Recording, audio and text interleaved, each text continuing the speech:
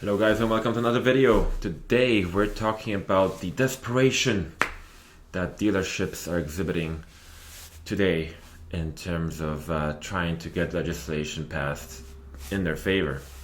Imagine that.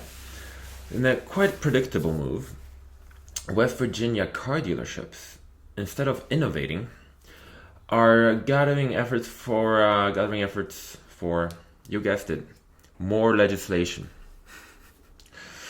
This time, a bill, HB 4560, by West Virginia's Dealership Association intends to block online purchases and over-the-air updates. That's interesting.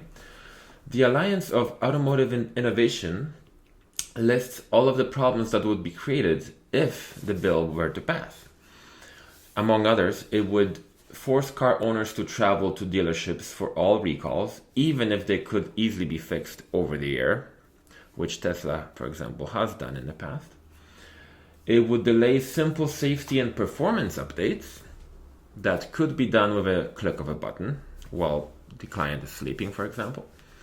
It would needlessly introduce a dealership middleman that has been a thorn in the side of most car owners during their car ownership experience, right? And they remind us, the Alliance of Automotive Innovation, that dealers have no rights to manufacturers' software. This over-the-air software update part of the vehicle ownership is solely between the owner and the manufacturer.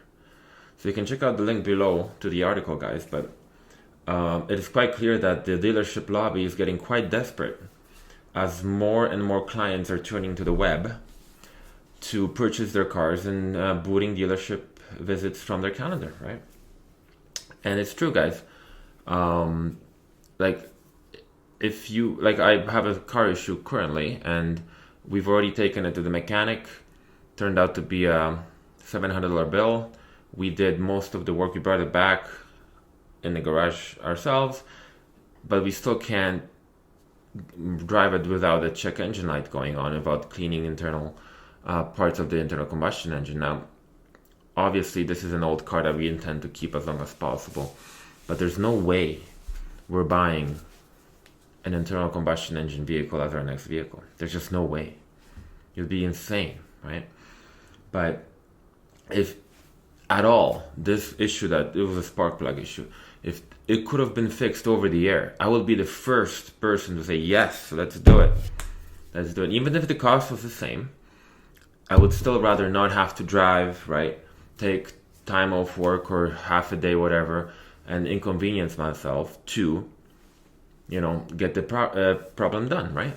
So the purpose of this bill is not to help anybody except for the dealerships.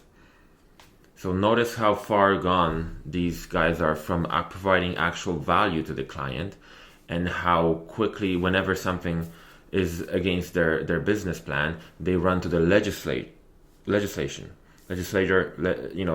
body to help them out, versus running to, maybe we're not doing things right. Maybe we should service our clients better. Can you think of that? And if that wasn't enough, right? Same day, yesterday, Oklahoma bill, there was an article about Oklahoma bill 3994, brought forward in late January of 2022. It's seeking a shutdown of any showrooms or sales centers of a car manufacturer that is not a dealer in the legal sense of the word, reports Johanna Kreider of Clean Technica. In other words, any entity operating without a dealership license would be doing so unlawfully if the bill passes. Here's the wording of the bill. I included it. I'm not going to read the whole thing, but basically it outlines that it'll be unlawful for any person, firm, association, corporation, or trust to engage in business, and you can read on. So in other words, the bill's language is, you can't, unless you're a dealer with a dealer license that we only, the state, can provide you, you have no legal grounds to operate any car sales, servicing, and and so forth, as outlined in the bill. All right. So, and I've included the link so you guys can check it out. But overall, guys, it really is quite pathetic to watch as these dealership lobbies try to pull out all the stops to stop or slow down the inevitable, which is future car purchases being done entirely online. And just before you move on with your day, and thank you for joining me for this, I think, very important part of what's happening in the car sales and car ownership experience discussion. Basically, you know, the dealerships, as they try to pass these very ridiculous updates to legislation, they often use a reason that they need this protection because they are such a huge part of the community and they employ a lot of people, and without them the community would never be the same, right? Now, maybe some of that used to be true in the 70s and 80s, but I want you to think hard now. And if you're an average person working a 9 to 5, you know, trying to get through traffic and get home to your family on time for dinner, can you honestly think of the last time a dealer, whether it's Dodge, Chrysler, Ford, BMW, the last time they truly helped out your community? Like, honestly, just think for a moment there. Take your time. When was the last time you thought to yourself, God, if not for that Dodge dealership or that BMW or Toyota, we would be done. We would be out on the street. We would be the community would be dead.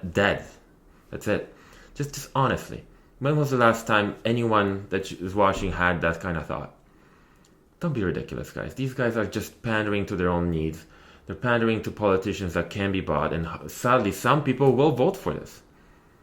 You know, some people will say, yeah, sure, whatever you need, right, to these dealerships. But, you know, if you're living in Oklahoma, if you're living in West Virginia, please make your voice heard, you know, that this is ridiculous. What's next? Like, they're going to be interfering in your iPhone purchases online and making you go to the Apple store, or making, you know, like any Amazon purchases will become unlawful because they're not from a licensed dealer? Are you kidding me? This is so far from a free market, guys. I don't even know where to begin. But, you know, thank you for joining me.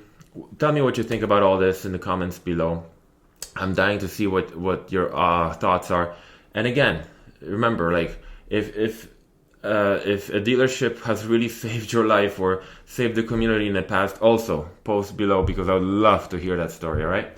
And in the meantime, thank you for spending some time with me. Thank you for joining me for my future video, where we are hopefully getting to a better future as soon as possible and leaving this kind of crap behind. Okay. Thank you, guys. Have a great day.